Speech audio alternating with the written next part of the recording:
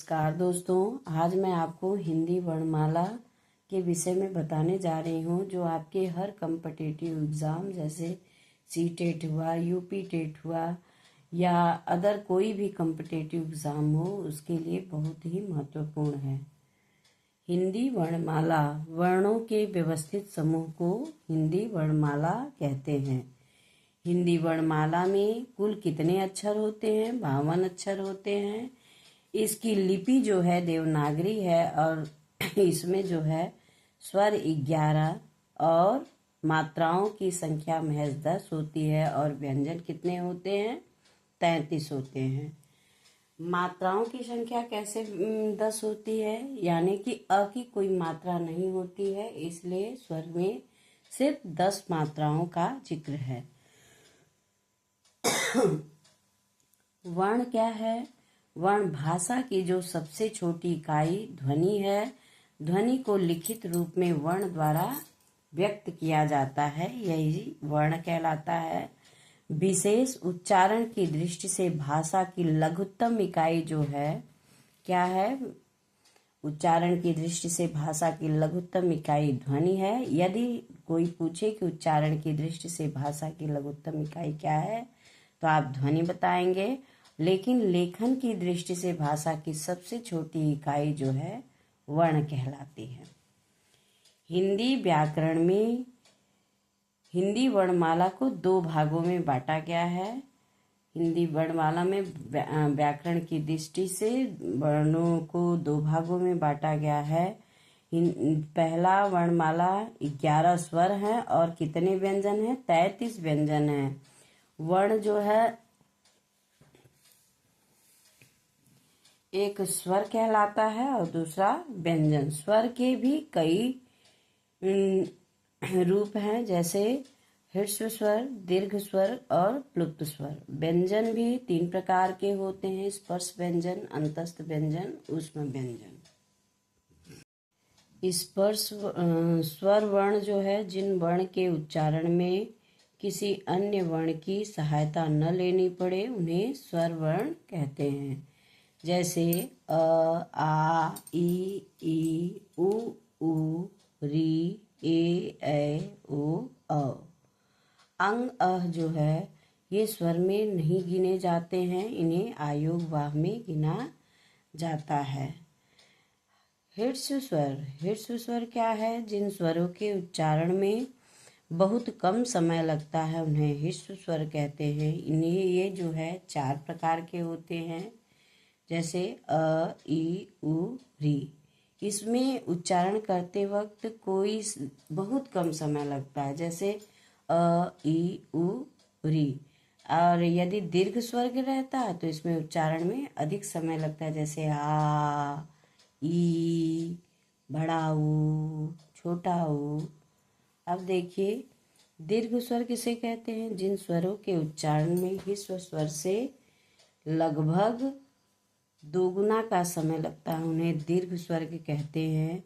दीर्घ स्वरों की संख्या कितनी होती है? 7 होती है, जैसे आ, ई, उ, ए, ओ, औ।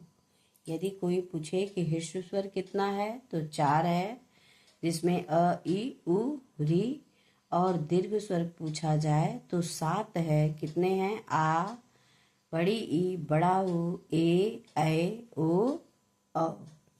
अब हम आपको प्लुप्त स्वर के विषय में बताने जा रहे हैं। जिन स्वरों के उच्चारण में ह्रस्व स्वर से 3 गुना समय लगता हो उन्हें प्लुप्त स्वर कहते हैं। ये जो है इसे बोलने में ह्रस्व स्वर और दीर्घ स्वर से अधिक समय लगता है, जैसे ओम का उच्चारण करते वक्त अधिक समय लगता है। स्वरों के उच्चारण स्थान हम जान लेते हैं, जैसे अ, आ कहाँ से बोले जाते हैं? ये कंठ द्वारा बोले जाते हैं। ई तालु द्वारा, उ ओष्ठ द्वारा, री जो है मूर्धा द्वारा, ए कंठ तालु, ओ कंठ ओष्ठ। व्यंजन किसे कहते हैं? व्यंजन जो है जिन वर्णों का उच्चारण स्वरों की सहायता से किया जाए उन्हें व्यंजन कहते हैं। जैसे क में अ लगाया तो हमारा पूरा क बना, आधा क और इसमें अ जोड़े तो ख बना। इसी तरह ग में आधा ग और अ जोड़ेंगे तो ग बनेगा। यानी कि व्यंजन में स्वरों की सहायता मिलती है। अब बिना स्वरों की सहायता से पूर्ण व्यंजन नहीं बनते हैं। हिंदी में व्यंजनों की संख्या कुल 33 है। इन्हें मूल व्यंजन भी कहते हैं। इसके अलावा 4 संयुक्त व्यंजन होते हैं। अतः हिंदी में कुल व्यंजनों की संख्या 39 होती है। जैसे छ, त्र, ज्ञ और श्र, ये हमारे संयुक्त व्यंजन हैं। व्यंजन के भेद, व्यंजन जो है 3 प्रकार के होते हैं। नंबर 1 स्पर्श व्यंजन, नंबर 2 अंतस्थ व्यंजन और नंबर 3 ऊष्म व्यंजन। स्पर्श व्यंजन किसे कहते हैं? जिन व्यंजनों का उच्चारण करते समय हवा कंठ, तालु, मूर्धा, दांत या ओष्ठों का स्पर्श करके मुख से बाहर आती है उन्हें स्पर्श व्यंजन कहते हैं। स्पर्श व्यंजनों की संख्या 25 होती है। जैसे क से म तक स्पर्श व्यंजन काउंट होते हैं। अगर कोई पूछे कि स्पर्श व्यंजनों की संख्या कितनी होती है तो आप कितना बताएंगे? 25 होती है। अब हम क वर्ण के विषय में जानें। क वर्ग जो है क, ख, ग, घ, अंगा, ये इनका उच्चारण स्थान कहाँ से होता है? इनका उच्चारण स्थान कंठ से होता है। जैसे स्वरों में अ, आ का उच्चारण स्थान कंठ है, उसी तरह व्यंजन में क, ख, ग, घ, अंगा का उच्चारण स्थान कंठ है। च वर्ग में क्या आते हैं? च, छ, झ, झ, इया। इनका उच्चारण स्थान जो है तालु है, तालव्य द्वारा ये बोले जाते हैं। ट वर्ग ट, ठ, ड, ढ, अड़ा। इनका उच्चारण स्थान क्या है? मूर्धा है। त वर्ग में त, थ, द, ध, न। इनका उच्चारण स्थान दंत्य है। प वर्ग में क्या होता है? इसका जो है उच्चारण स्थान ओष्ठ है और ये प, फ, ब, भ, म इनके वर्ग में आते हैं और इनका उच्चारण स्थान ओष्ठ है। अब हम अंतस्थ व्यंजन के विषय में जानेंगे। जिन व्यंजनों का उच्चारण स्वरों और व्यंजनों के मध्य का होता है उन्हें अंतस्थ व्यंजन कहते हैं। अंतस्थ व्यंजनों की संख्या कितनी होती है? 4 होती है। हमेशा पेपरों में पूछे जाते हैं कि अंतस्थ व्यंजनों की संख्या कितनी होती है, तो आप 4 बताएंगे। जैसे य, र, ल, व, ये हमारे अंतस्थ व्यंजन है। ऊष्म व्यंजन जो है जिन व्यंजनों के उच्चारण करते समय हवा मुंह से टकराकर ऊष्म यानी गर्मी प्रदान करती है उन्हें ऊष्म व्यंजन कहते हैं। इनकी भी संख्या, ऊष्म व्यंजनों की भी संख्या 4 होती है। जैसे स,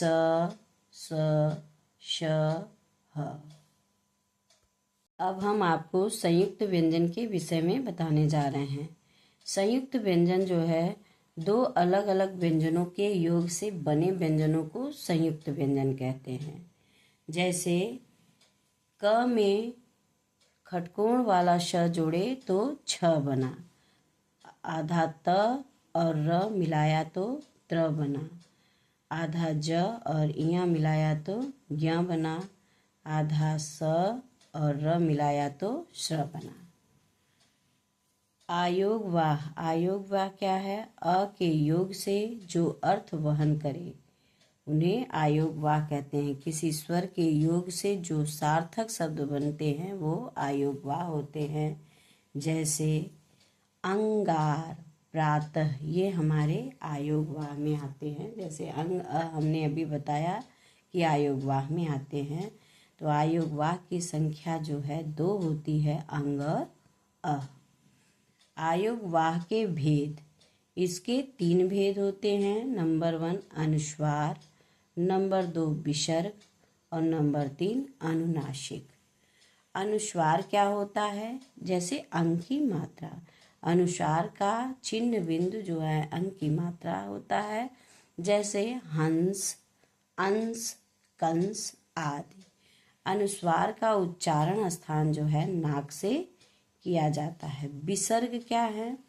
विसर्ग अह की मात्रा, जैसे विसर्ग का चिन्ह अह की मात्रा ऐसे लगता है, जैसे प्रातः, नमः, अंतः, ये सब हमारे विसर्ग है। अनुनासिक जो है चंद्र बिंदु को कहते हैं। इसका चिन्ह इस तरह लगता है, चंद्रमा बना के और एक बिंदी लगाई जाती है। इसे चंद्र बिंदु भी कहते हैं, जैसे आँख, गांव, सांप आदि। पार्श्विक व्यंजन क्या है? ल जो है पार्श्विक व्यंजन है। ल का उच्चारण करते समय हमारी सांस जीभ के बगल से, पार्श्व से गुजरती है। लुंठित व्यंजन जो है, र जो है लुंठित व्यंजन है। और क्या है? उच्छिप्त व्यंजन क्या है? अंगा और एवं ढ, ये जैसे पढ़ना, पढ़ाई, ये सब हमारे उच्छिप्त व्यंजन में आते हैं।